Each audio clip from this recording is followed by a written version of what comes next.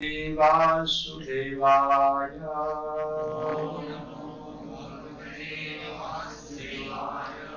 ओम नमो भगवते वासुदेवाय।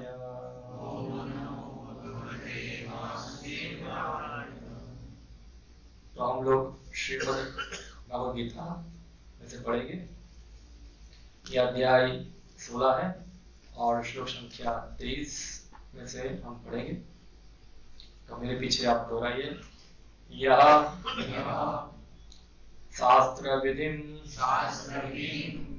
उत्सृज्य वर्तते कामकारतः न सः सिद्धिं अवाप्नोति न सुखं न परां गतिम्। यः शास्त्र विधिमुत्सृज्य वर्तते कामकारतः न सा सिद्धिम् अवाप्नोति न सुखं न परां गतिम्। यः शास्त्र विधिमुत्सृज्य वर्तते कामकारतः न सा सिद्धिमवाप्नोति न सुखं न परां गतिम्। यः शास्त्र विधिमुत्सृज्य वर्तते कामकारतः न सा सिद्धिम् अवाप्नोति न सुखं न परां गतिम्।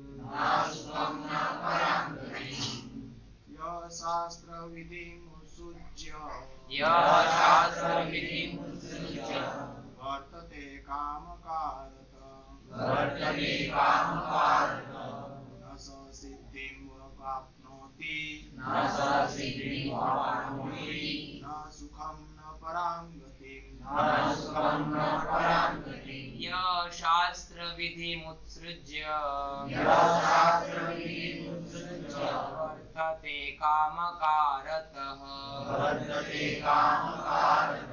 न स सिद्धिम् अवाप्नोति न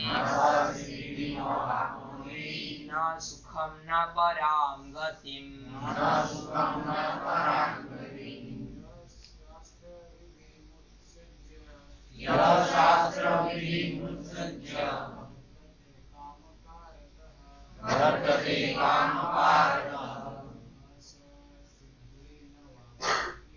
न स सिद्धिमवाप्नोति न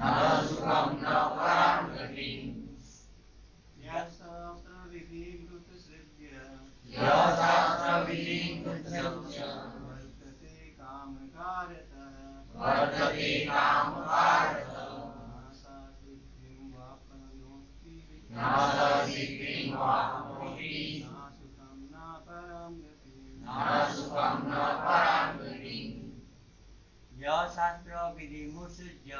यः शास्त्र विधिमुत्सृज्य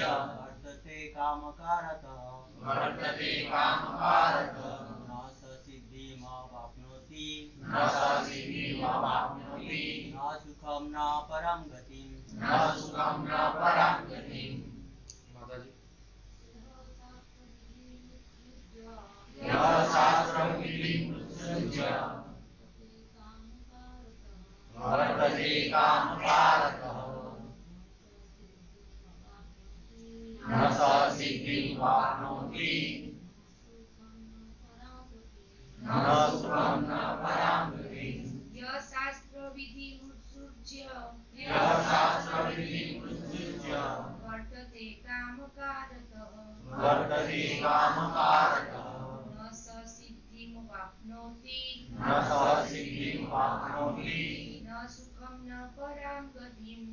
सुखं न परां गतिम्।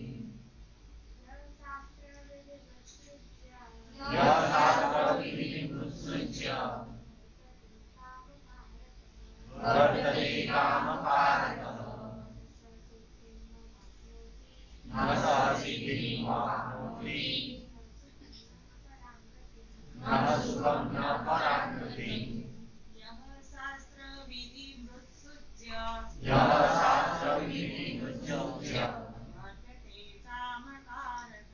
वर्तते कामकारतः न सिद्धिमवाप्नोति न स सिद्धिमवाप्नोति न सुखं न परां गतिम् न सुखं न परां गतिम्।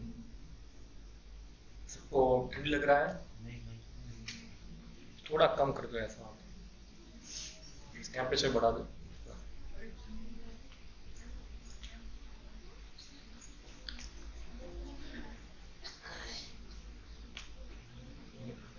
कितना है? 24 है, 24 कर दो।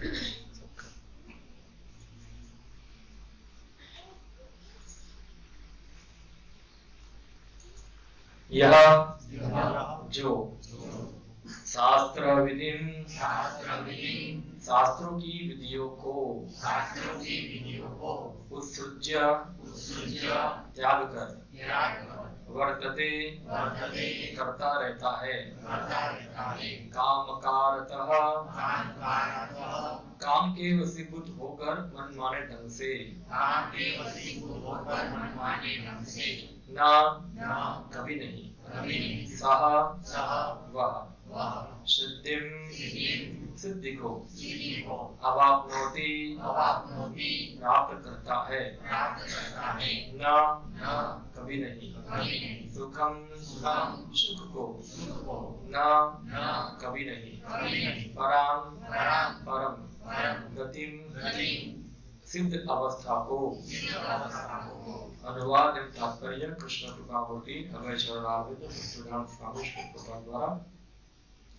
जो शास्त्रों के आदेशों की अवहेलना करता है और मनमाने ढंग से कार्य करता है उसे ना तो सिद्धि ना सुख ना ही परम गति की प्राप्ति हो पाती है। तात्पर्य जैसा कि पहले कहा जा चुका है, मानव समाज के विभिन्न आश्रमों तथा वर्णों के लिए शास्त्र विधि दी गई है। प्रत्येक व्यक्ति को इन विधि विधानों का पालन करना होता है। यदि कोई इसका पालन न करके काम, क्रोध तथा लोभवश स्वेच्छा से कार्य करता है तो उसे जीवन में कभी सिद्धि प्राप्त नहीं हो सकती। दूसरे शब्दों में, भले ही मनुष्य ये सारी बातें सिद्धांत के रूप में जानता रहे, लेकिन यदि वह इन्हें अपने जीवन में नहीं उतार पाता तो वह अधम जाना जाता है। मनुष्य योनि में जो उसे आशा की जाती है कि वह बुद्धिमान बने और सर्वोच्च पद तक जीवन को ले जाने वाले विधानों का पालन करे, किंतु यदि वह इनका पालन नहीं करता तो उसका अधपतन हो जाता है। लेकिन फिर भी जो विधि विधानों तथा नैतिक सिद्धांतों का पालन करता है किंतु अंत्योत्तरगत्वा परमेश्वर को समझ नहीं पाता, उसका सारा ज्ञान व्यर्थ जाता है। और यदि वह ईश्वर के अस्तित्व को मान भी ले, किंतु यदि वह भगवान की सेवा नहीं करता तो भी उसके प्रयास निष्फल हो जाते हैं। अतएव मनुष्य को चाहिए कि अपने आप को कृष्ण भावनामृत तथा भक्ति के पद तक ऊपर ले जाए, तभी वह परम शुद्ध अवस्था को प्राप्त कर सकता है, अन्यथा नहीं। काम कारक शब्द अत्यंत सार्थक है। जो व्यक्ति जानबूझकर नियमों का अतिक्रमण करता है वह काम के वश में होकर कर्म करता है। वह जानता है कि ऐसा करना मना है, लेकिन फिर भी वह ऐसा करता है। इसी को स्वेच्छाचार कहते हैं। यह जानते हुए भी कि अमुक काम करना चाहिए, फिर भी वह उसे नहीं करता, इसलिए उसे स्वेच्छाचारी कहा जाता है। ऐसे व्यक्ति अवश्य ही भगवान द्वारा दंडित होते हैं। ऐसे व्यक्तियों को मनुष्य जीवन की सिद्धि प्राप्त नहीं हो पाती। मनुष्य जीवन तो अपने आप को शुद्ध बनाने के लिए है, किंतु जो व्यक्ति विधि विधानों का पालन नहीं करता वह अपने को ना तो शुद्ध बना सकता है, न ही वास्तविक सुख प्राप्त कर सकता है। ओम ज्ञानतिमिरन्धस्य ज्ञानञ्जनशलाकया चक्षुरुन्मिलितं येन तस्मै श्रीगुरुवे नमः। श्रीचैतन्यमनोभीष्टं स्थापितं येन भूतले स्वयं रूपः तदा मह्यं ददाति स्वपदान्तिकं। वन्देऽहं श्रीगुरो श्रीयुतपदकमलं श्रीगुरुन् वैष्णवांश्च श्रीरूपं सारजातं सहगण रघुनाथान्वितं त्वं सजीवं साद्वैतं सावधूतं परिजनसहितं कृष्णचैतन्यदेवं श्रीराधा कृष्णपादान् सहगण ललिता श्रीविशाखान्वितांश्च श्रीकृष्ण चैतन्य प्रभु नित्यानंद श्री अद्वैत गदाधर श्रीवासादि गौर भक्तवृंद। हरे कृष्णा कृष्णा कृष्णा हरे हरे, हरे राम राम राम हरे हरे। हरे कृष्णा। सबका स्वागत है इस्कॉन जामनगर के मंदिर के अंदर। तो आज हमारा रेगुलर रविवार गीता कोर्स चलता है यहाँ। तो हम लोग अभी 16वें अध्याय के ऊपर चर्चा कर रहे हैं। 16वें अध्याय का अंतिम में से सेकंड लास्ट श्लोक है ये। और ये जो अध्याय है इसका नाम है देवी आसुरी गुण। हाँ, देवी आसुरी गुण, यानी कि देवी गुण क्या है और आसुरी गुण क्या है, ये अध्याय का विषय है। और भगवान कृष्ण के अध्याय के अंदर देवी गुणों को भी बता दिया और आसुरी गुणों को भी बता दिया कि आसुरी गुण क्या है। जो लोग रेगुलर आते हैं उनको पता होगा, हमने चर्चा कर रहे थे हम लोग। तो अभी अंत में भगवान बता रहे हैं कैसे व्यक्ति असुर बनता है, कैसे व्यक्ति असुर बनता है। हम जनरली असुर समझते हैं, तो असुर का मतलब क्या समझते हैं? इसके दो सिंग हो गए आगे, इसके बड़े बड़े क्या हो गए? दांत हो गए, और हाथ कैसे हो गए? नोकीले हो गए। उसको हम क्या मानते हैं? असुर। मगर गीता के अनुसार असुर की व्याख्या बताई गई है। तो जो असुर वो है जो शास्त्रों के विधि विधानों की परवाह नहीं करता है और अपने मन मन ढंग से करता है, वो कौन है? असुर है। क्यों असुर है? क्योंकि जो शास्त्र जो है वो भगवान का आदेश है। वेदो नारायण साक्षात। वेद जो है, शास्त्र जो है, वो नारायण खुद है, भगवान का उच्चार पुस्तक के रूप में अवतार है। क्या है? शास्त्र। तो शास्त्र की बात को नहीं मानना वो क्या है? एक प्रकार से भगवान के प्रति अपराध है। हम लोग चर्चा कोई करेगा तो क्यों हम शास्त्रों में माने, क्यों हम शास्त्रों में विश्वास करें? तो हमारे शास्त्रों में विश्वास नहीं करेंगे तो हम किस पे विश्वास करेंगे? हम विज्ञान पे विश्वास करेंगे, या तो फिर अन्य कोई व्यक्ति जो होगा उसके पर विश्वास करेंगे। हम देखते हैं अलग अलग प्रकार के फिलोसोफर हैं। जैसे कम्युनिस्ट का फिलोसोफर कौन है? Karl Marx, Lenin. Karl Marx communism के फिलोसोफर है। ऐसे न जाने कितने फिलोसोफर हैं। आप देखोगे डार्विन है, या तो फिर कुछ नाम आपको याद हो तो बता सकते हैं, स्टीफन हवी, और ऐसे अलग अलग फिलोसोफर हैं। हाँ, दोषो।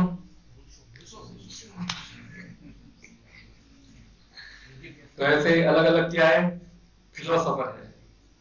जो फिलोसोफर का मतलब क्या है कि जो लोग अपना अपना मानसिक चिंतन प्रस्तुत करते हैं कि मेरे अनुसार ऐसा होना चाहिए, मेरे अनुसार ऐसा होना चाहिए।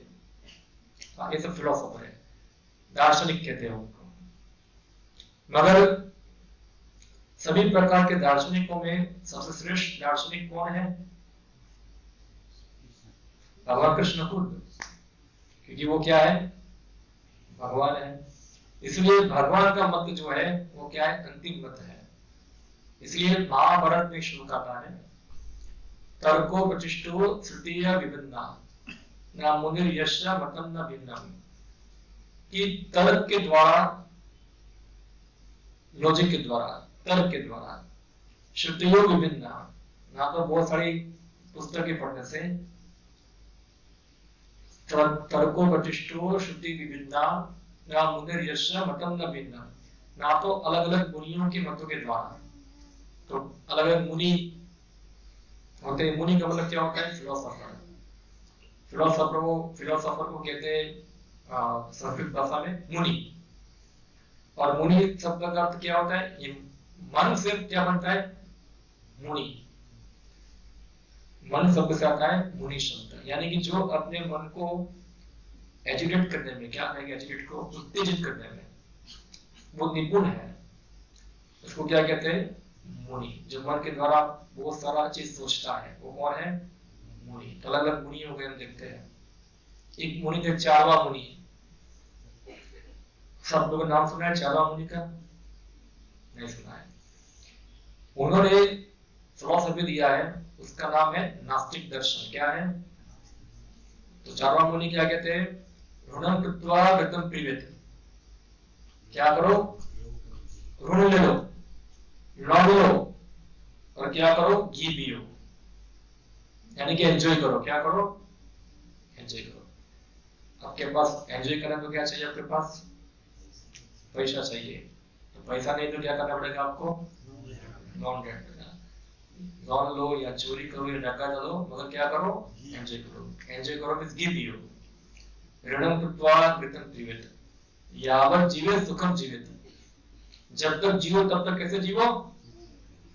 सुख पूर्वक जियो। तो कोई बोलेगा लोन लिया है, लोन तो देना पड़ेगा वापस, क्या करेंगे? और खास करके शास्त्रों में बताया है कि अगर वो व्यक्ति किसी व्यक्ति से कुछ लेता है, किसी व्यक्ति से कुछ लेता है, वो व्यक्ति का क्या बन जाता है? ऋणी हो जाता है। जैसे मैंने आपसे 100 रुपये लिया तो मैं आपके 100 रुपये का ऋणी हूं, तो मुझे आपको 100 रुपये देना पड़ेगा।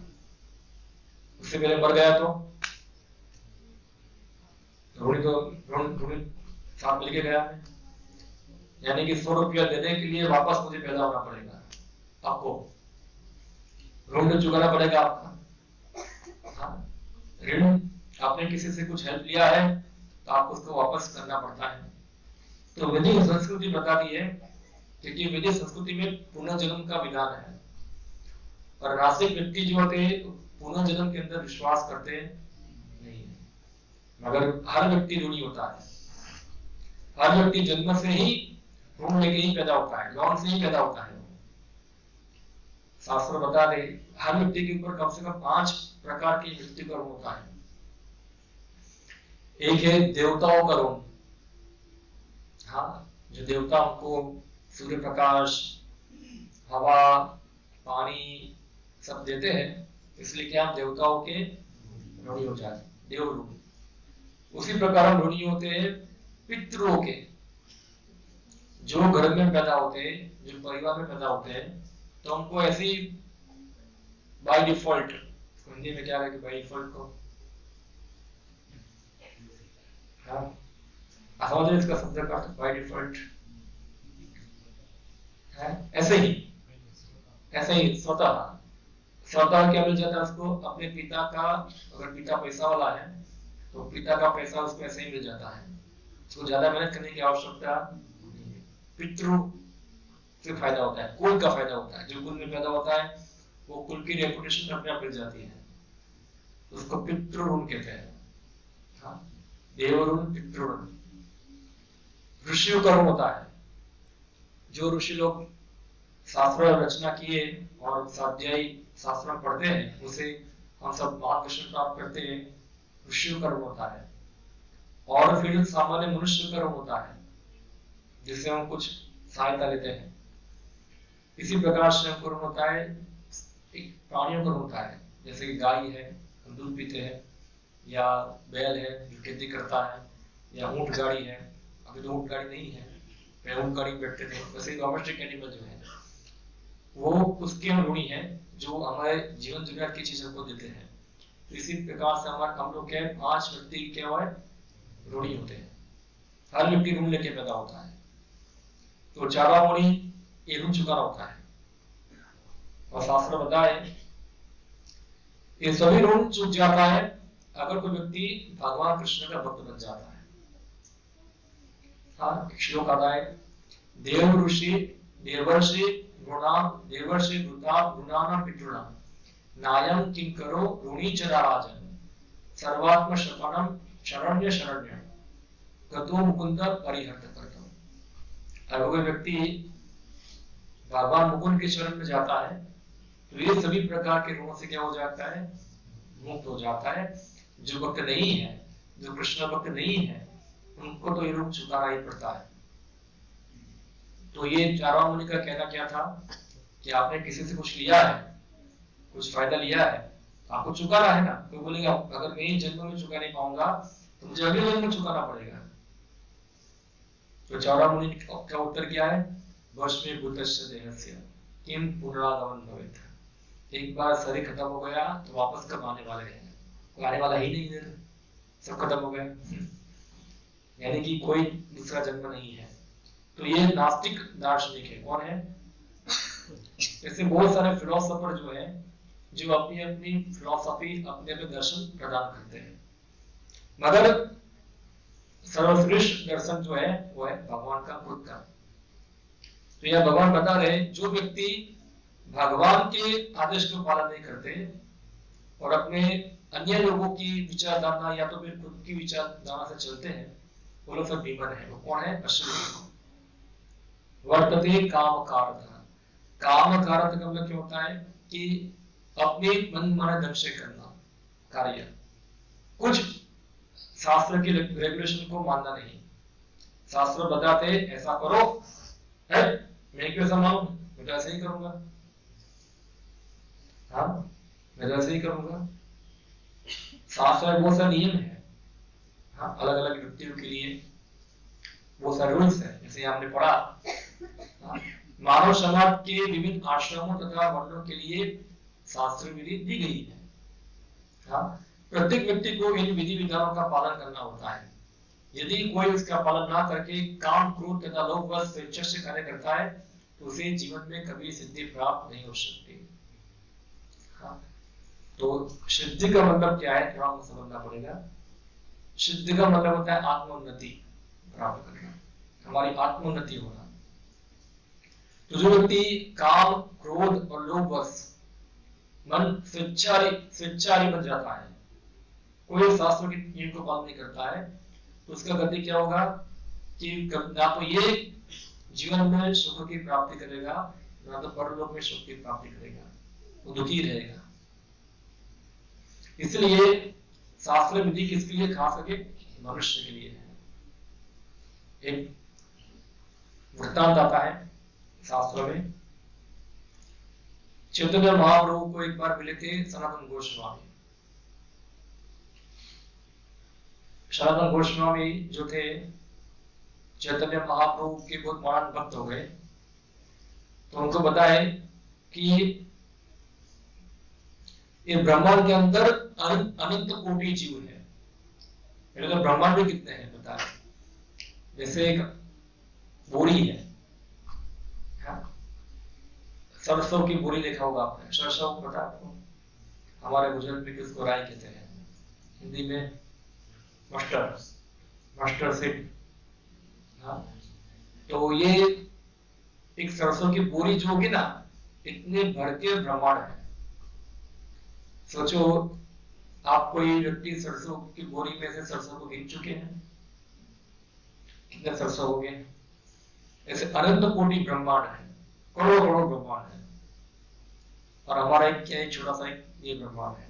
असल में अनंत कोटि ब्रह्मांड है, और अनंत कोटि ब्रह्मांड के अंदर अनंत कोटि जीव है। आप देखिए कितने सारे जीव खाली यही ब्रह्मांड में है। ऐसे अनंत कोटि ब्रह्मांड में क्या है, अनंत कोटि जीव है। और अनंत कोटि जीव जो है उनका धीरे धीरे क्या होता है, उच्च योनि में प्रगति करते हैं। हाँ, सबसे पहले सबसे निम्न योनि जो है वो है पत्थर की। किसकी है? पत्थर की। पत्थर में भी जीव होता है, कुछ पत्थर भी जीवित होते हैं। पहाड़ क्योंकि जीव होगा तो उसकी वृद्धि होती है, पर उसमें चेतना जो होती क्या है, बहुत कम होती है। इतना विकास चेतना का हुआ, आपको पता, चेतना जो हमारी आवृत होती है 3 गुणों से, सत्वगुण, रजोगुण, तमोगुण। जैसे लाइट है, लाइट के ऊपर कुछ कवर लगा दे तो क्या हो जाएगा, लाइट का प्रकाश क्या हो जाएगा, आवृत हो जाता है। अगर अब कवरिंग जो है ज्यादा काला काला है तो क्या होगा, ज्यादा प्रकाश क्या हो जाएगा, आवृत हो जाता है। तो जब चेतना ज्यादा तमोगुण से आवृत होती है तो ये पत्थर योनि में जाते हैं। थोड़ा और प्रकाश दिखना चालू हुआ तो वृक्ष की योनि में आती है। तो वृक्ष की योनि थोड़ा पत्थर की योनि से क्या है, थोड़ी उन्नत चेतना है, थोड़ा मूवमेंट दिखता है वृक्ष के अंदर, मगर वो दर्द फील करता है, उसको एक्सप्रेस कर सकता तो पेड़ की योनि मिलती है। और ऐसे पेड़ में से धीरे धीरे क्या बनते, तो ये रेप्टाइल क्या बोलते हैं उसको, सरकने वाले, सरीसृप, ये सब योनि में आते हैं। फिर उससे और प्रगति करते हैं, कीड़े मकोड़े, और फिर आगे पक्षी की योनि में जाते हैं, और पक्षी की योनि में से उनकी और चेतना उन्नत होती है तो पशुओं की योनि में आते हैं। अलग अलग पशु की योनि में भ्रमण करते हैं, और फिर पशुओं की योनि में घूमने के बाद फिर अंत में इसको किसका योनि मिलता है, मानव योनि मिलता है। ये ब्रह्मांडे अनंत कोटि जीवगण 84 लाख योनि कुरुते ब्रह्मांड। हाँ, इसे ब्रह्मांड में अनंत कोटि जीव है, 84 लाख योनि में क्या करते हैं, वो भ्रमण करते हैं, और कभी नीचे भी जाते हैं, कभी ऊपर आते हैं, ऐसे उनका चलता रहता है। और दुर्लभ व्यक्ति जो होगा, जो उनको ये मानव शरीर प्राप्त होता है, लब्ध्वा सुदुर्लभमिदं बहुसं भवन्ते मानुषम अर्थदम अपीते धीरा, लब्ध्वा सुदुर्लभमिदं बहुसं भवन्ते। ना जाने कितने बार अलग अलग योनि में भ्रमण करने के बाद व्यक्ति को क्या होता है, ये मानव शरीर प्राप्त होता है। हाँ, मानव शरीर प्राप्त होता है। और इस शरीर क्या है, बहुत महत्वपूर्ण है। कौमारम आचरण प्राज्ञ धर्मान भागवता मिया दुर्लभम मानसम जन्म, क्या है, क्योंकि वो दुर्लभ है। और मानव शरीर की कोई विशेषताएं भी है। आप देखिए, हर पशु की कुछ न कुछ विशेषता होती है। जैसे चील है तो चील की क्या विशेषता है, दूर तक देख सकती है। घोड़ा होगा, घोड़े की क्या विशेषता है, तेज दौड़ सकता है। कुत्ता है, कुत्ते की क्या विशेषता है, सुन सकता है। कोयल की क्या विशेषता है, थोड़ा मीठा गाती है। और ऐसे मानव शरीर की क्या विशेषता है, सब प्रकार के पाप कर सकता है, उसकी विशेषता है। ऐसा है, उसकी क्या विशेषता है, मनुष्य योनि की। तो मनुष्य योनि की विशेषता है क्योंकि वो परम सत्य को जानने की जिज्ञासा कर सकता है। हाँ, हम कौन है, भगवान कौन है, कहां से आए, ये मानव जीवन की विशेषता है। ये बुद्धि भगवान ने उसको दिया हुआ है। बाकी योनि में विशेषता है, मगर मानव जैसी विशेषता उसके अंदर नहीं है। तो सोचो, इतने सारे ब्रह्मांड में घूमने के बाद उसको मानव शरीर प्राप्त होता है। और मानव शरीर मिलने के बाद भी मनुष्य में भी अलग अलग प्रकार की वैरायटी है। कुछ मनुष्य जो है वो कैसे है, असभ्य है। हाँ, जो शास्त्र विधि को जानते नहीं, पालन भी नहीं करते हैं, असभ्य है। तो हम देखते हैं अलग अलग ट्राइबल होते हैं, ट्राइबल बेल्ट में जाओगे तो उनको पता नहीं है क्या जीवन कैसे जीना है, तो उनका पद्धति होता है जीवन जीने का उधर। तो फिर उससे आगे बढ़ेंगे तो उसमें आपको मिलेंगे कुछ शब्द अपने आप को सभ्य मानते हैं, सभ्य बोलते हैं, यानी कि शास्त्र को स्वीकार करते हैं, मगर खाली कैसे, मुंह के द्वारा। हम शास्त्र को मानते हैं मगर क्या है, उसकी शिक्षा को पालन करते नहीं है, खाली बोलते ही है कि हम पालन करते हैं। मुंह से बोलते हैं, ऐसे कैटेगरी वाला है। फिर जो कुछ लोग उसको मानते भी है वो पालन भी करते हैं, मगर उद्देश्य क्या है उनका कि शास्त्र विधि पालन करके मेरी भौतिक इच्छा क्या हो जाए, पूर्ण हो जाए। इसको कहते हैं कर्मी, या तो कर्मकांडी बोलेंगे उसको। और कुछ लोग जो होंगे इसमें से जो शास्त्र को मानते भी है, शास्त्र विधि को पालन भी करते हैं और जानना चाहते हैं कि वास्तव में सत्य क्या है, तो उसको कहते हैं ज्ञानी। क्या कहते हैं? ज्ञानी। और ऐसे हजारों जो ज्ञानी होंगे उसमें से कोई एक व्यक्ति जो होगा वो वास्तव में जान पाएगा कि शास्त्र का उद्देश्य है कि कृष्ण भगवान है, मैं इसका सेवक हूं और कृष्ण की सेवा करना वही जीवन का परम लक्ष्य है। इसलिए पता है, मुक्तानाम अविशुद्धानाम नारायण परायण सुदुर्लभ विशेषात्मा कोटिष्टि महामुने। इसका अर्थ हुआ कि मुक्तानाम अविशुद्धानाम, मुक्त बहुत सारे जीव मुक्त हो गए, ऐसे हजारों हजारों मुक्त जीवों में से कोई एक व्यक्ति होगा जो मुक्त होगा, रियल में मुक्त होगा। और ऐसे हजारों हजारों सिद्धि व्यक्ति होंगे जो वास्तव में कोई सिद्ध होगा। इसमें से दुर्लभ एक कृष्ण भक्त। क्या है वो? दुर्लभ होता है एक कृष्ण भक्त। इसलिए गीता के अंदर भगवान कृष्ण बताते हैं, मनुष्याणाम सहस्रेषु किंचित यदति सिद्धये यथाम विशुद्धानाम किंचित मां वेति तत्त्वतः। हाँ, हजारों हजार मनुष्य, मनुष्याणाम सहस्रेषु, सहस्त्र का मतलब क्या होता है? हजारों हजार। तो आप देखिए कितने हजारों हजार मनुष्य हो गए, सब लोग सिद्धि प्राप्त करने के प्रयत्न कर रहे हैं। सबकी सिद्धि अलग अलग है। कोई प्राप्त करना चाहे सिद्धि क्या है, मुझे बड़ा आदमी बनना है, मुझे इंजीनियर बनना है, मुझे डॉक्टर बनना है, मुझे ये बनना है, मुझे फलाना बनना है, सब सिद्धि चाहते हैं। मगर एक सिद्धि क्या है, व्यक्ति मुक्त होना चाहता है, वो भी सिद्धि है। तो ऐसे हजारों मनुष्य में से कोई व्यक्ति वास्तव में सिद्धि प्राप्त करता है। यदताम सिद्धानाम किंचित मां वेति तत्त्वतः। वैसे हजारों हजारों जो सिद्ध व्यक्ति है उसमें से कोई एक व्यक्ति जो होगा वो भगवान कृष्ण को यथारूप जान पाएगा। तो मानव जीवन का उद्देश्य है ये चीज समझना, ये चीज समझना। और ये चीज समझने के लिए व्यक्ति को शास्त्र विधि पालन करनी होती है, शास्त्र को समझना होता है। तो शास्त्र में दो प्रकार के धर्म के बारे में बात हुई है। हाँ, आप देखेंगे शास्त्र में दो प्रकार के धर्म है। जैसे रेलवे की ट्रैक होती है, दो ट्रैक होते हैं ना उसके, ऐसे हमारे भी दो ट्रैक है। एक धर्म जो है जिसका संबंध शरीर के साथ है, और एक धर्म है जिसका संबंध किसके साथ है? आत्मा के साथ है। तो स्व धर्म, ये शब्द गीता में आता है, स्व धर्म। एक स्व का मतलब शरीर भी होता है और एक स्व का मतलब क्या होता है? आत्मा। तो उसको परो धर्म और अपर धर्म, दो धर्मों के नाम से जाना जाता है। दोनों धर्मों का विधान किसमें है? शास्त्र में दिया गया है। तो सबसे पहले शरीर के धर्म के बारे में बताता हूं आपको क्या है। तो शरीर के लिए भी भगवान ने अलग अलग इनका, जिनका शरीर अलग अलग प्रकार से, उसके लिए अलग अलग प्रकार के विधि विधानों का निर्माण किया है। जैसे हम देखते हैं हमारा शरीर जो है तीन गुणों द्वारा क्या है? संचालित है, और तीन गुणों के प्रभाव से ही हमारा शरीर बनता है। हाँ?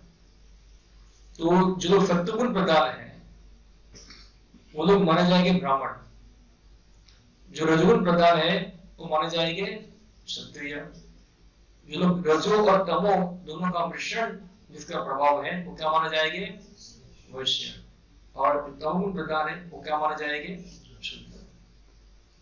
और ये विभाजन जो है वो जन्म के आधार पे नहीं होता है। किसके आधार पे? गुणों के आधार पे है। आपके अंदर किस प्रकार का गुण है, आप सात्विक गुण वाले हैं, राजसिक गुण वाले हैं, रजोतम गुण वाले हैं, या तामसिक गुण वाले हैं। इस प्रकार से ये विभाजन हो जाता है, और ये विभाजन सब जगह पे है, सब जगह होता है ये विभाजन। चाहे भारत हो, चाहे अमेरिका हो, चाहे चाइना हो, आपको चार विभाजन सब जगह मिल जाएगा। ब्राह्मण यानी कि बुद्धिमान वर्ग, क्षत्रिय यानी कि शासक वर्ग, वैश्य यानी कि व्यापारी वर्ग और शूद्र यानी कि लेबर वर्ग। तो आप चाइना में जाएंगे तो चाइना के अंदर भी आपको 4 विभाग तो मिलेंगे आपको। हाँ, वहां भी कोई बुद्धिमान वर्ग होगा, वहां भी कोई शासक वर्ग होगा। कौन है वहां का प्रेसिडेंट? किम जोंग तो कोरिया का है। जिनपिंग, कम्युनिस्ट पार्टी वाला है ना, जिनपिंग। और फिर व्यापारी वर्ग होगा, व्यापार करने वाले होंगे, और लेबर वर्ग भी होंगे। सभी जगह में 4 विभाजन होते हैं। अभी शास्त्र विधि क्या करती है, ये जिस प्रकार की विभाजन वाले जो है, हाँ, जिनका ऐसा विभाजन हुआ है, नियम के द्वारा उसको क्या करते हैं, रेगुलेट करते हैं। उनकी सभा को क्या करते हैं, रेगुलेट करते हैं। जैसे बैल है, तो बैल को कंट्रोल करने के लिए क्या डाला जाता है, उसके नाक के अंदर रस्सी डाली जाती है, जिससे वो क्या हो जाए, कंट्रोल। तो 2 प्रकार के बैल होते हैं, एक रस्सी वाला बैल और एक रस्सी बिना का बैल। तो रस्सी बिना का बैल क्या होगा, खतरनाक होगा पूरा। आपने कभी देखा है 2 सांड झगड़ा करते हैं? हाँ, तो सांड झगड़ा किया, इसके बाजू में खड़ा रहना भी क्या है, डर लगता है। ये झगड़ा करते एक दूसरे को मारते मारते आएंगे, आपके ऊपर गिर गए तो आपका तो गया। क्यों? क्योंकि उसके कान में क्या, उसके नाक में क्या रही, रस्सी नहीं है। तो रस्सी डालना यानी कि उससे क्या हो जाता है, वो बैल नियंत्रित हो जाता है। तो इसको कौन कंट्रोल करता है, बैल का मालिक। अगर बैल को उस तरफ घुमाना है तो रस्सी को क्या करना पड़ेगा, आपको ये खींचना पड़ेगा, तो बैल इस तरफ जाएगा। बैल को इस तरफ घुमाना है तो आपको ये रस्सी खींचना पड़ेगा, इस तरफ जाएगा। आपको बैल को खड़ा रखना है तो क्या करना पड़ेगा, आपको 2 रस्सी खींचना पड़ेगा। इससे बैल चलता है। ये बैल चलाने की ड्राइविंग प्रोसेस है, तो जरा मुश्किल नहीं है। क्लच मारना है, ब्रेक लगाना है, सिंपल ड्राइविंग है ये, कोई भी चलाना सीख सकता है। आप बैल को ऐसा करो, अगर 2 बैल है, एक बैल को पकड़ो, एक बैल को ऐसे घुमाओ, इस तरफ घूम जाएगा। तो यानी कि बैल कंट्रोल कैसे होता है, रस्सियों के द्वारा। रस्सी को कहा जाता है, जैसे हम लोग भी है तो हमारी प्रवृत्ति भी जो होती है वो इसी प्रकार से नियंत्रित होती है। तो रस्सी जो है वो क्या है, शास्त्र की विधि विधान है। और रस्सी को किसने पकड़ा हुआ है, भगवान ने पकड़ा हुआ है। यानी कि हम भगवान के नियंत्रण में हैं, और भगवान हमको बताते हैं इस प्रकार एक्ट करो तो हमको इस प्रकार एक्ट करना है। भगवान बोलते इस प्रकार करो, उस प्रकार करना है, क्योंकि शास्त्र में विधि बताई गई है। इससे क्या होगा, अगर बैल जो होगा मालिक के अनुसार चलेगा, मालिक के अनुसार रहेगा, तो मालिक उसको क्या, बैल को क्या रखेगा, सुखी रहेगा। मगर बैल को खींच रहा है इधर और बैल जाना चाहता है उधर, तो मालिक क्या करेगा, फिर उसको पीटेगा, उसको पीटना पड़ेगा फिर उधर। तो ऐसा ही है, अगर हम शास्त्र की विधि विधानों की अवहेलना करते हैं, हाँ, मैं मालिक की बैल के अनुसार नहीं चलूंगा, मैं अपने अनुसार जाऊंगा, मालिक क्या करेगा, उसको पीटेगा। तो हम लोग जो भी है, हम स्वेच्छाचारी बनते हैं, तो क्या होता है, जो सीधा नियंत्रण जो था, भगवान हमको नियंत्रित करते थे विधि विधानों से, अभी हम किसके द्वारा नियंत्रित हो जाएंगे, काम, क्रोध और लोभ, उसके द्वारा नियंत्रित हो जाएंगे, ना कि शास्त्रों के द्वारा।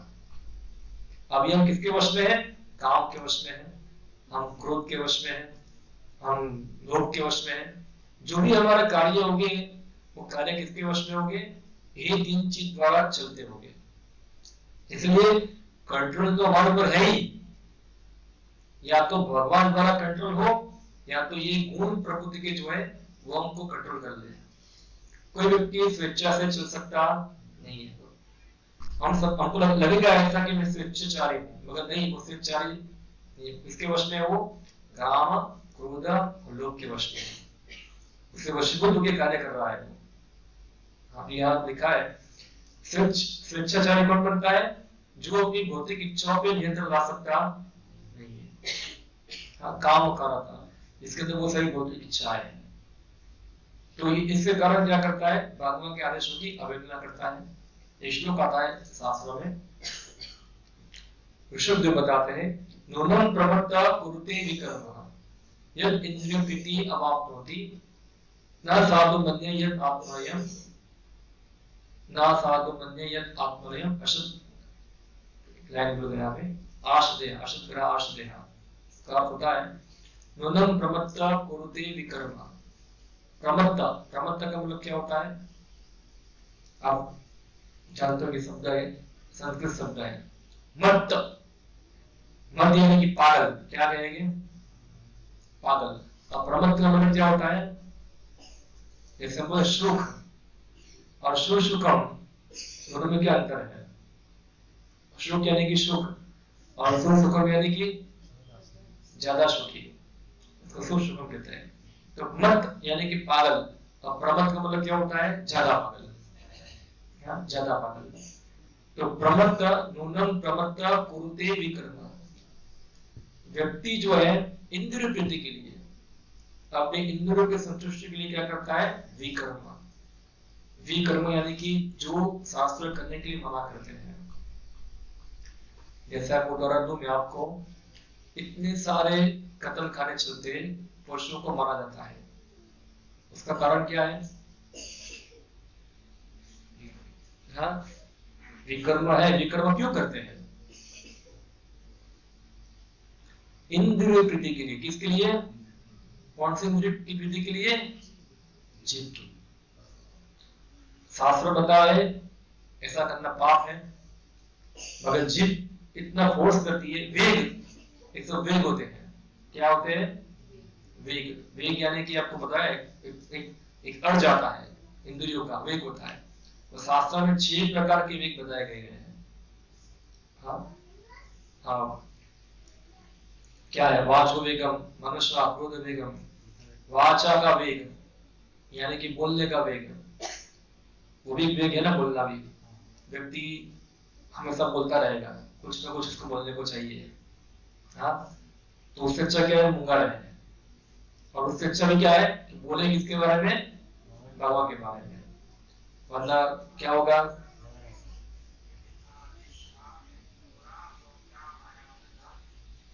आप सुन रहे हैं कि नहीं सुन रहे हैं?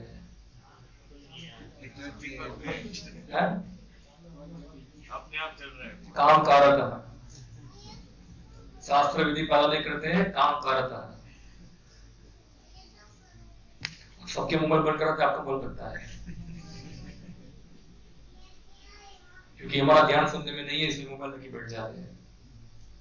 ये हाँ, तो 6 प्रकार के वेग है। एक तो वाचा का वेग, और ये दूसरा वेग जो है वो क्या? मन का वेग है। ये इसको मन का वेग कहते हैं, मनुष्य वेगम।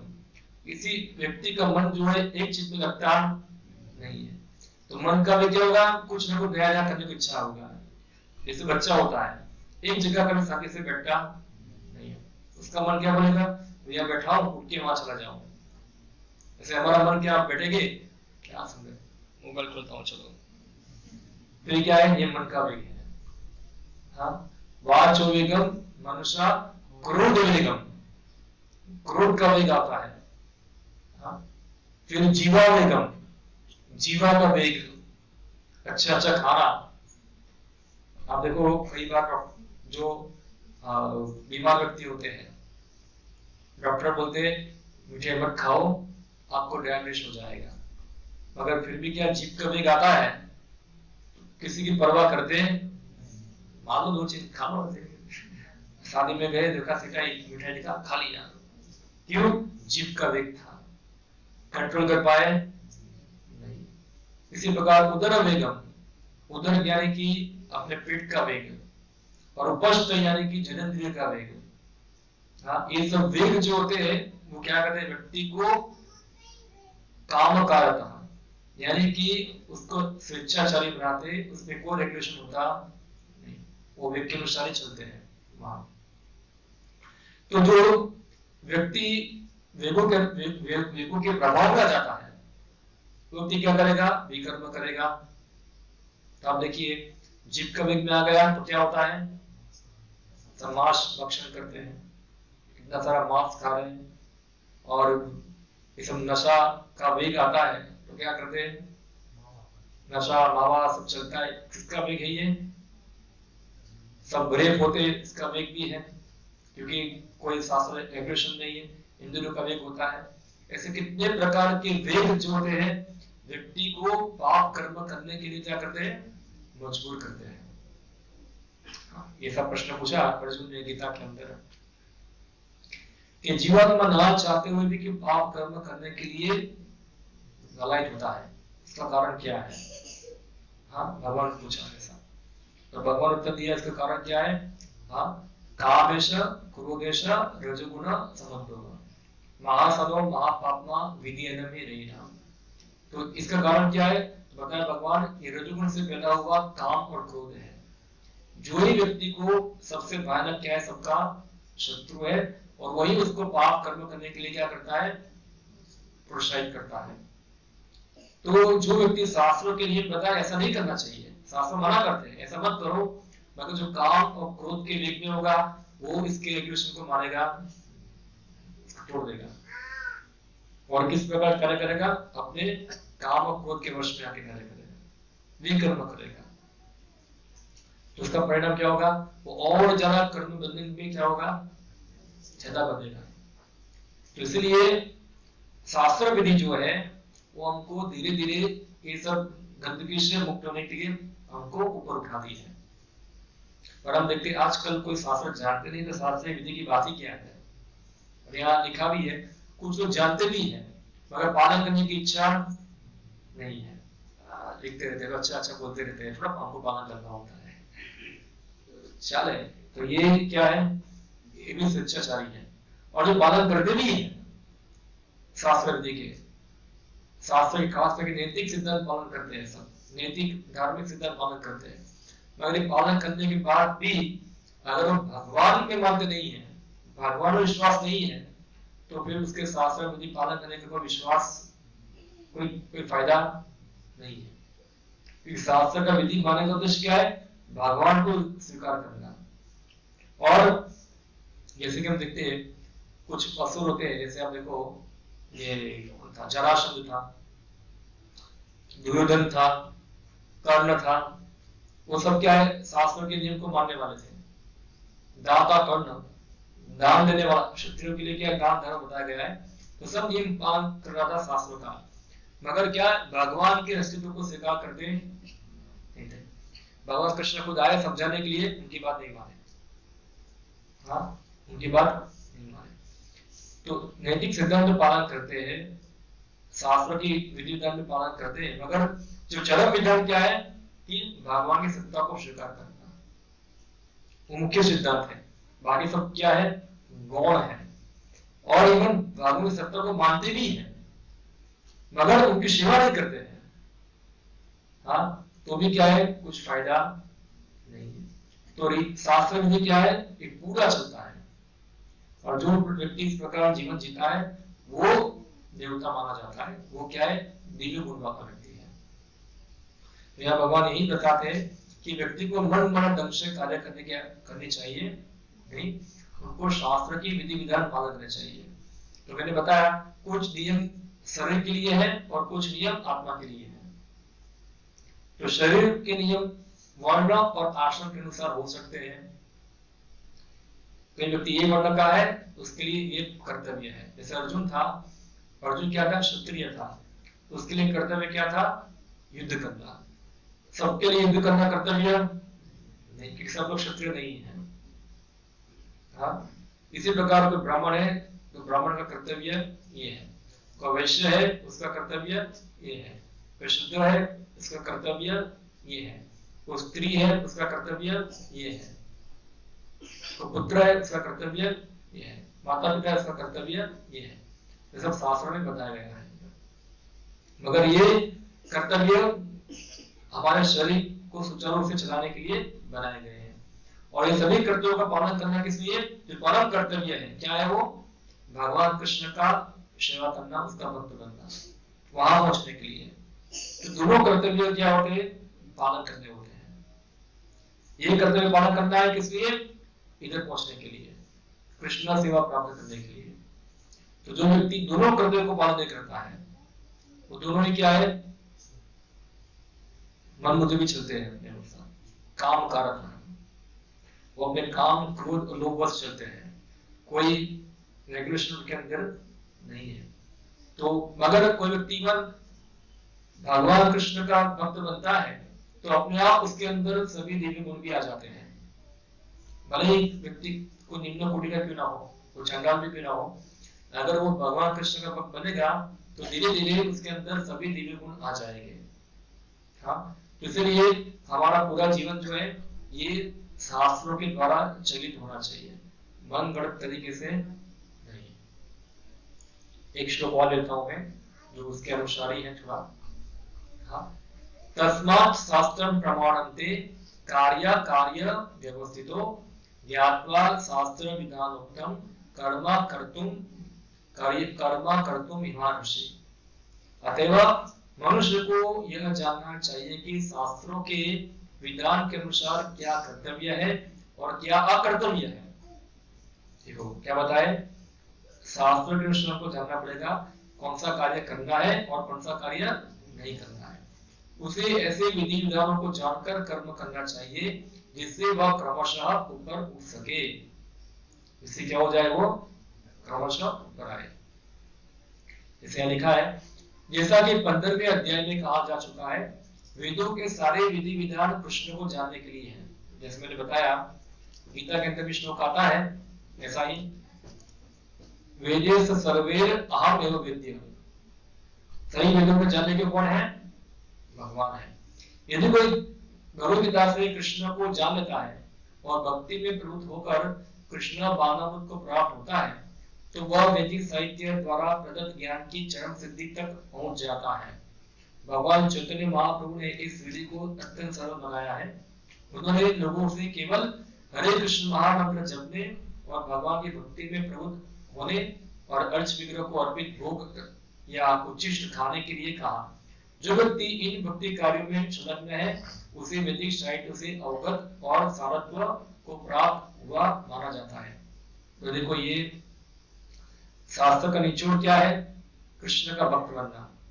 और कृष्ण का भक्त यानी कि तो कुछ प्रोसेस बताई गई क्या है, तो भगवान के नामों को उच्चारण करना। जैसे हम लोग करते हैं हरे कृष्णा कृष्णा कृष्णा हरे हरे, हरे राम राम राम हरे हरे। ये शास्त्र विधि है, भक्ति की विधि है। क्या ये भक्ति की विधि है। तो आप लोग भी कर सकते हैं ये विधि को पालन। कैसे, हर रोज 1 माला कर सकते हैं या 2 माला कर सकते हैं या 3 कर सकते हैं।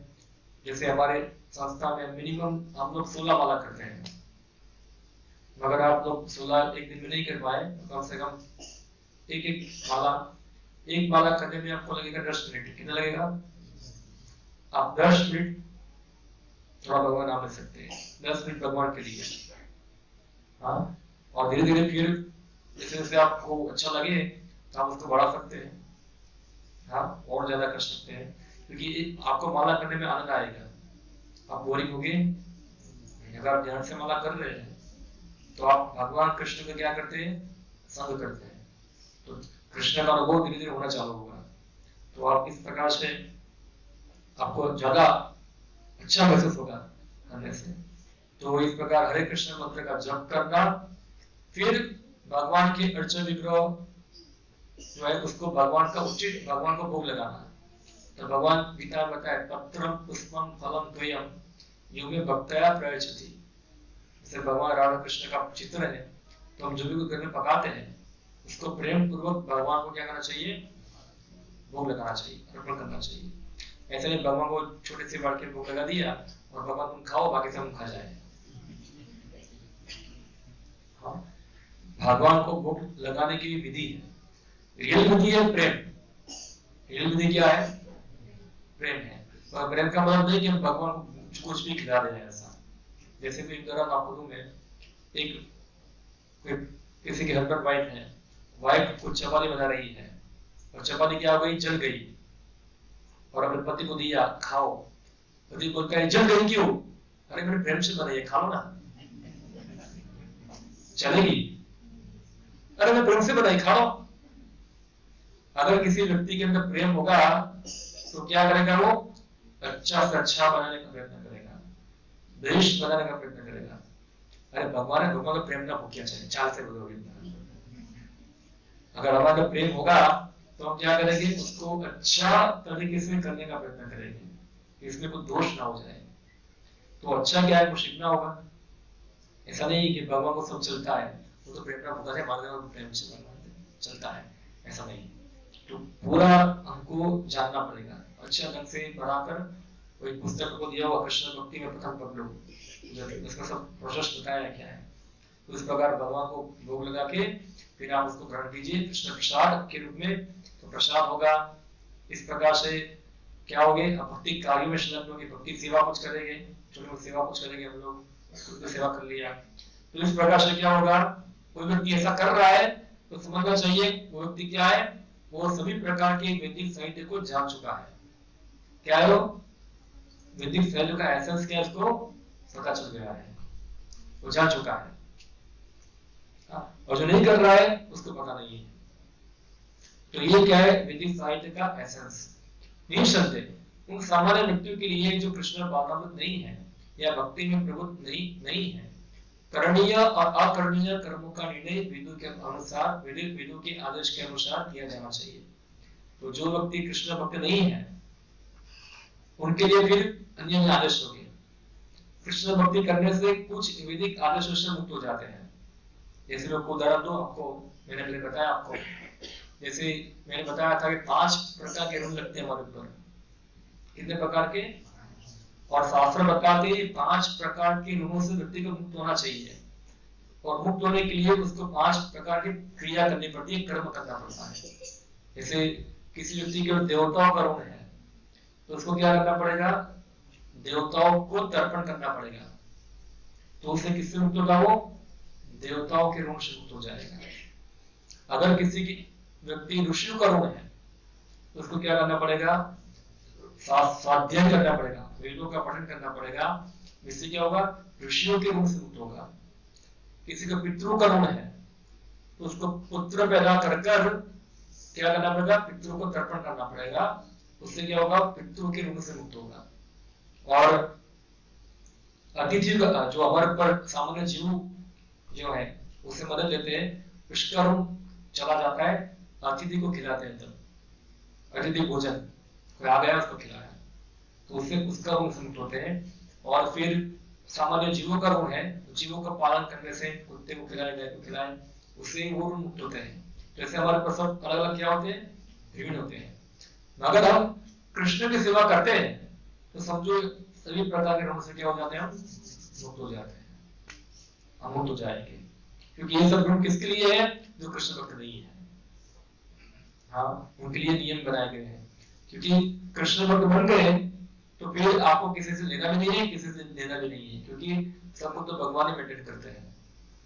जैसे आप जेल में है तब तक जेल के नियम पालन करने हैं, आप जेल के बाहर आ जाएंगे तो फिर जेल के नियम पालन करने के लिए बाध्य नहीं है, आप मुक्त है।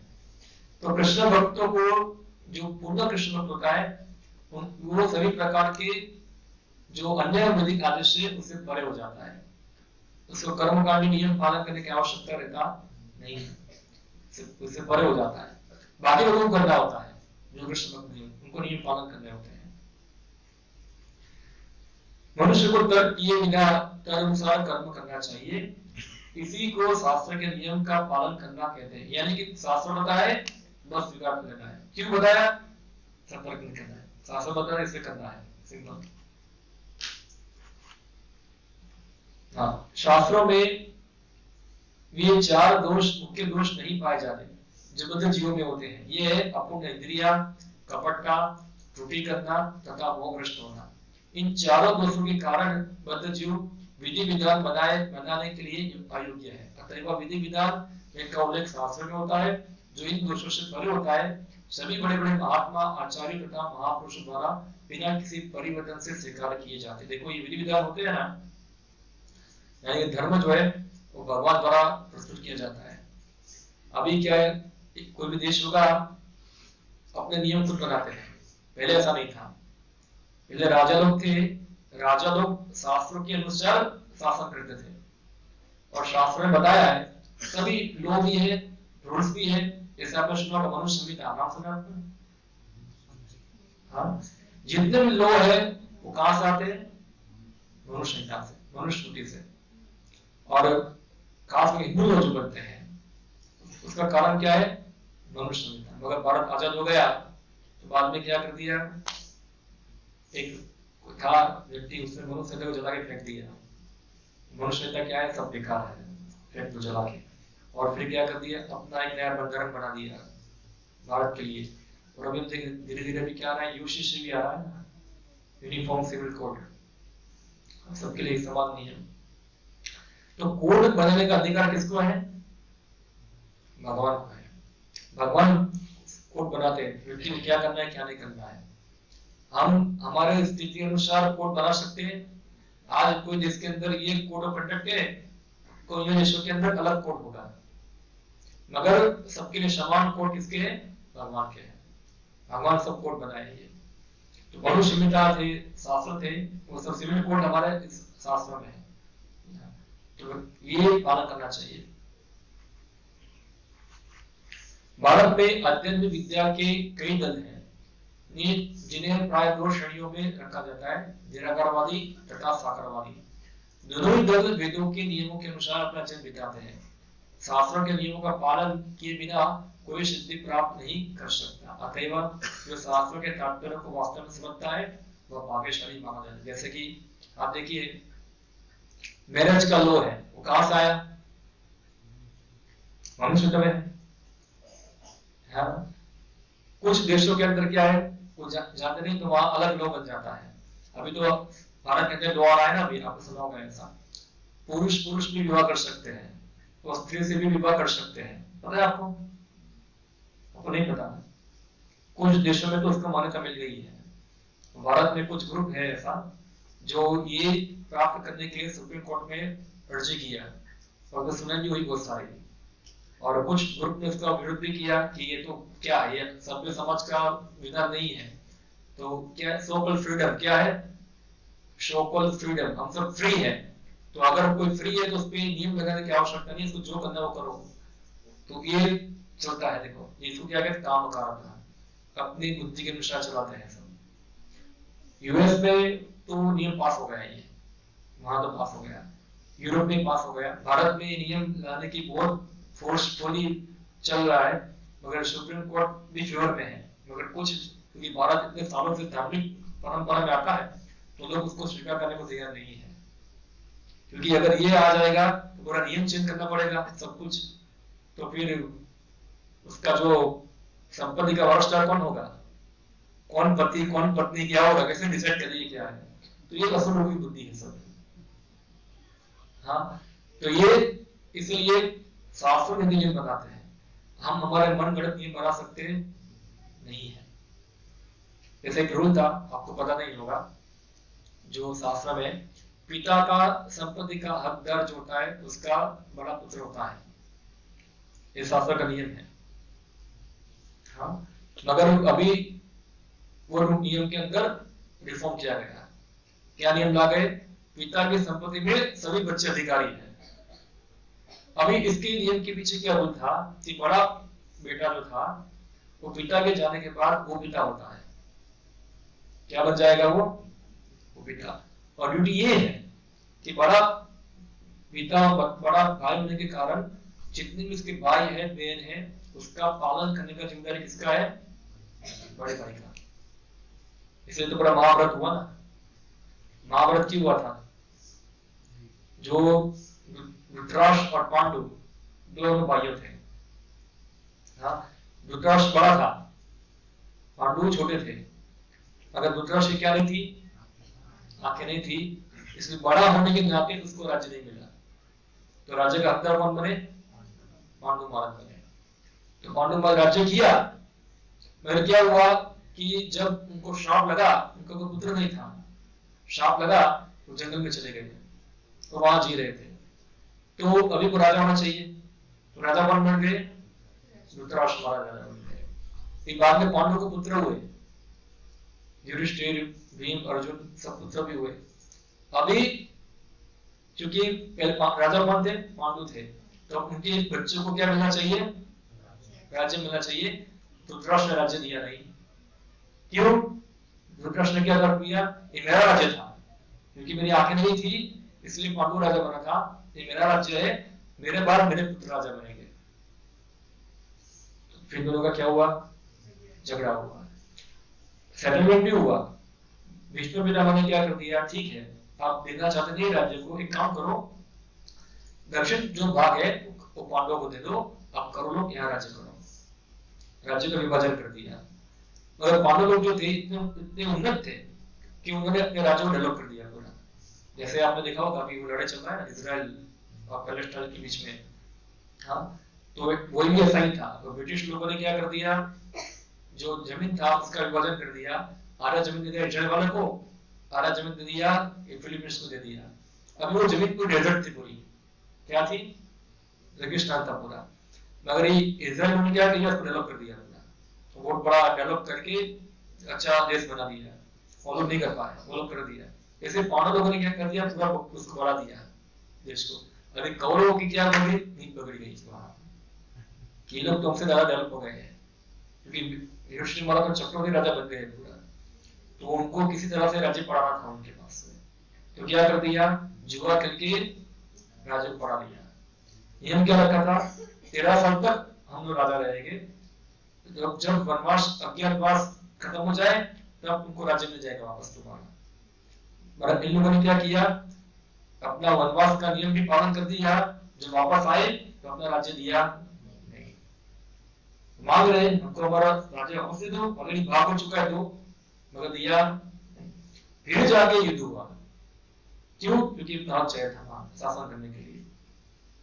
तो ये इसलिए सभी शासन जो है वो इस प्रकार से नियम के अनुसार, मन माना धन के अनुसार चलता है। तो ये लो था हमारे अंदर कि अभी तो लड़की को भी पिता का संपत्ति हकदार बना दिया।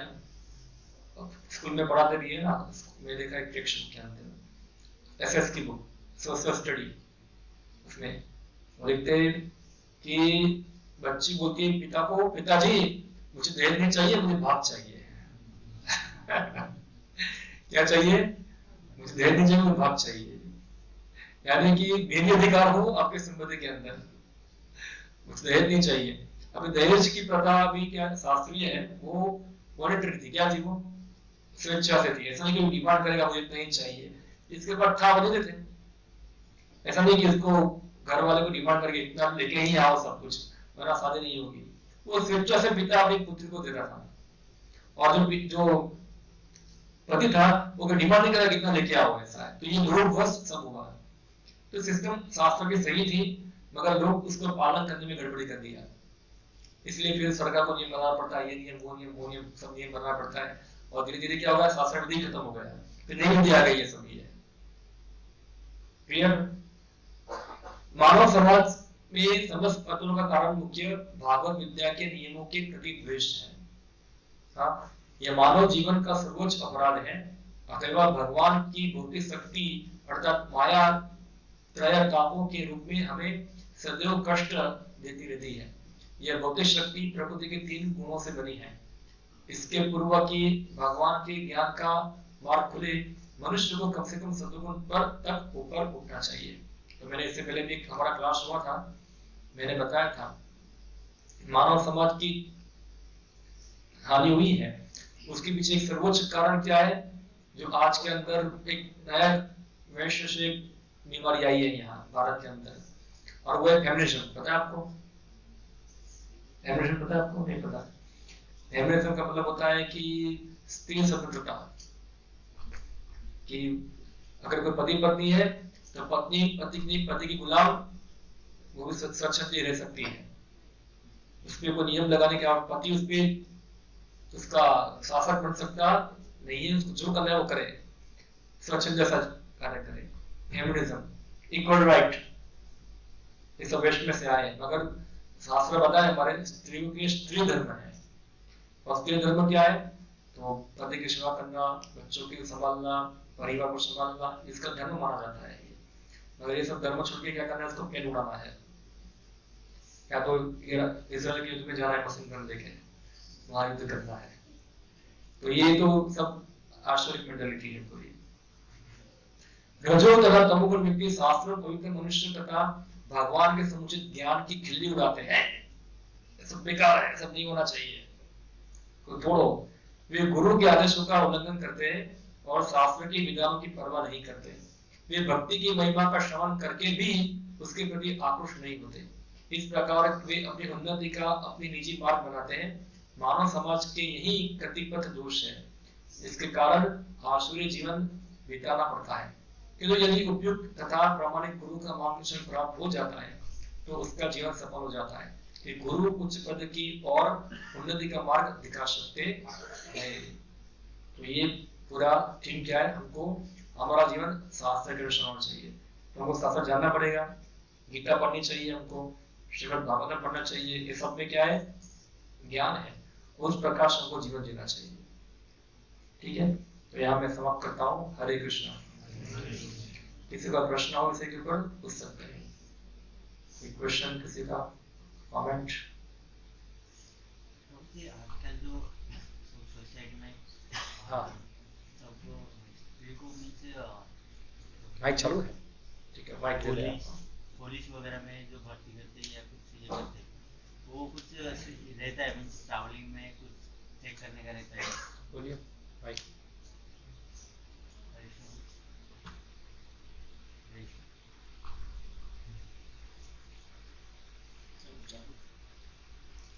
चलो।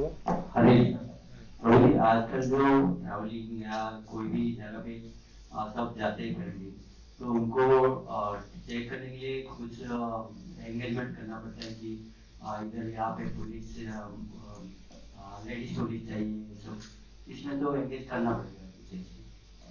ये सब मॉडर्न प्रॉब्लम है। ये पहले का ट्रैवलिंग में करता भी नहीं था। ट्रैवलिंग ज्यादा बहुत बड़ा बिजनेस पर गया ट्रैवलिंग का। पहले के गांव में सब रहते थे। मान कोई व्यक्ति पूरा जीवन गांव से बाहर बहुत रेयरली जाता था, क्योंकि सब कुछ गांव में होता था। वैदिक समय के अंदर गांव है, गांव में सब होता था। उसको उतना आज नहीं कि एक साल में कितनी बार ट्रैवलिंग करना पड़ता है। जनरली पूरा जीवन ही गांव बिताया व्यक्ति ने। तो ये सब मॉडर्न समस्या है। तो मॉडर्न समस्या का फिर मॉडर्न सोल्यूशन भी यही निकालते हैं। उससे क्या होता है, मॉडर्न समस्या, मॉडर्न सोल्यूशन, और उसके द्वारा एक नई समस्या। ठीक है, ये उसका परिणाम होता है। ये बाद में इसका सॉल्यूशन क्या है उसका, कि व्यक्ति जो है ट्रैवलिंग करते थे पहले खाली व्यापारी लोग, व्यापार करने के लिए बहुत बड़े जहाज लेके जाते थे, सब गोश्त लेके जाते थे, बैलगाड़ी में लोड करके जाते थे। सब लोगों को सबका काम धंधा घर पे पास खेती था मुख्यतली। तो खेती तो गांव के नजदीक ही था। तो खाली चलना होगा 10 किलोमीटर जितना जाना होगा तो बैलगाड़ी लेके जाते थे। इतना घूमना फिरना नहीं था, इतना ग्लोबलाइजेशन नहीं था, इतना सिंपल जीवन था। इसलिए समस्या सब नहीं थी। ठीक है, ओके। हरे कृष्णा।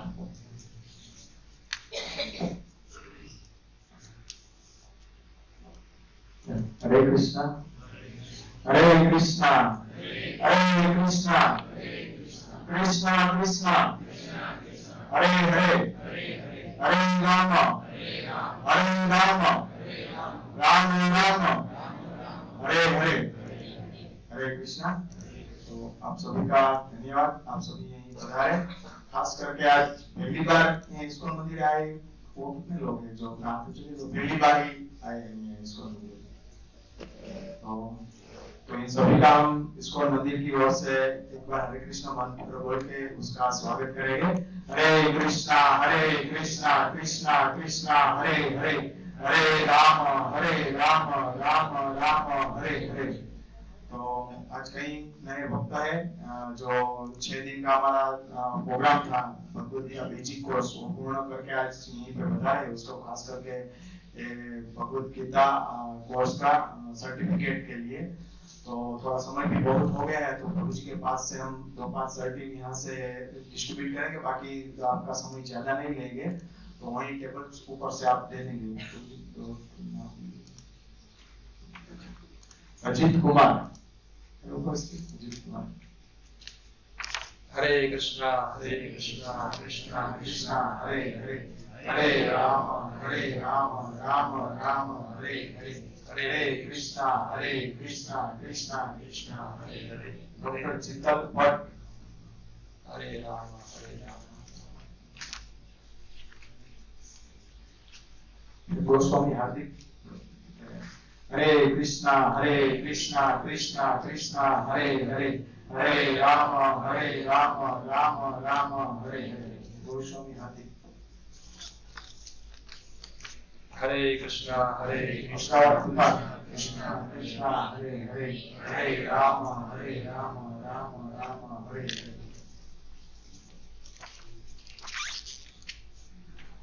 कारावतिया वीरूबेन हरे कृष्णा कृष्णा कृष्णा हरे हरे हरे राम राम राम हरे हरे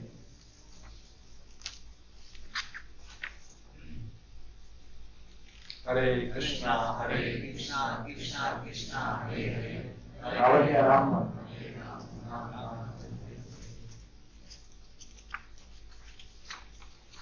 हरे कृष्णा कृष्णा कृष्णा कृष्णा हरे हरे ईश्वर हरे राम राम राम हरे हरे